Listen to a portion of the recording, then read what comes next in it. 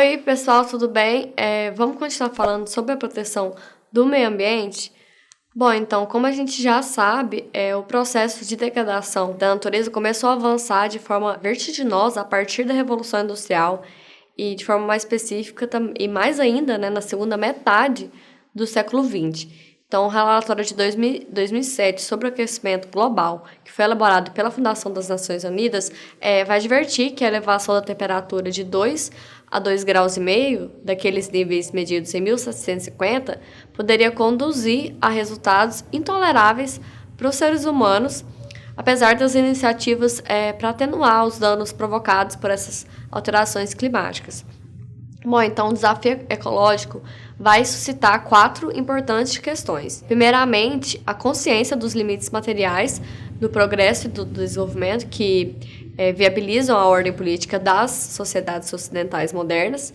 E resta a dúvida se a forma de organização dominante é adequada para administrar de maneira sustentável essa relação entre a espécie humana e o ambiente natural. Bom, enquanto nos anos 70 o mundo debatia sobre o esgotamento dos recursos naturais, em razão das conclusões do Clube de Roma, na época, atualmente a comunidade científica se preocupa mais com a mudança do meio ambiente e a capacidade do planeta para absorver resíduos que são acumulados pela sociedade industrial. Bom, então, uma segunda questão do desafio ecológico é a universalidade dos problemas ambientais. Então, esses problemas eles trazem respeito à generalidade dos indivíduos e somente vão se resolver pela cooperação de todos os estados ou ao menos de um grande número deles.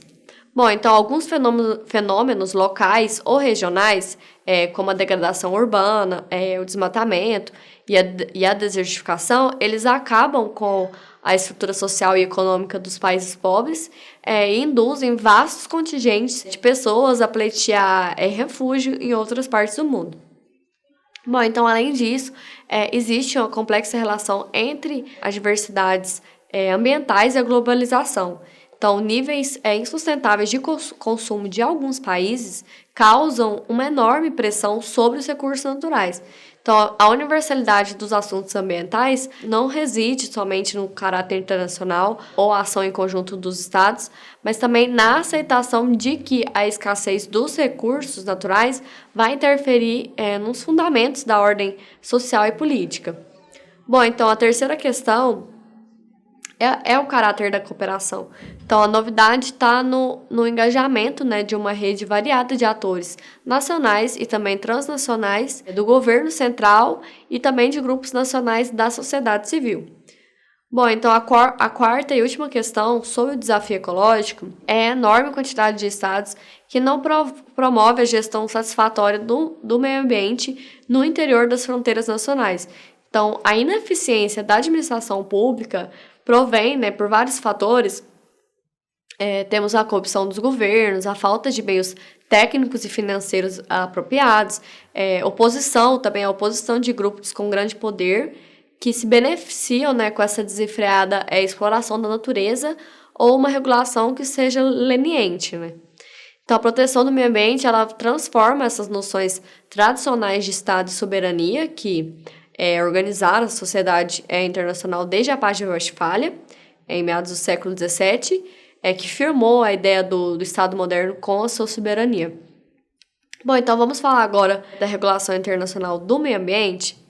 Bom, então a resolução número 44.228, aprovada pela Assembleia Geral da ONU em 22 de dezembro de 1989, convocou a Conferência da ONU sobre o Meio Ambiente e Desenvolvimento, que ocorreu no Rio em janeiro de 1992 e sublinhou o caráter global dos problemas ambientais.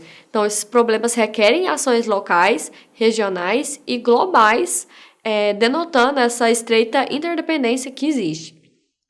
Bom, então a globalidade do meio ambiente, anunciada pela Convenção sobre o Direito do Mar em 1972 e pela Convenção sobre a Proteção da Camada de Ozônio de 1985, alterou essa perspectiva dominante na regulação internacional do meio ambiente.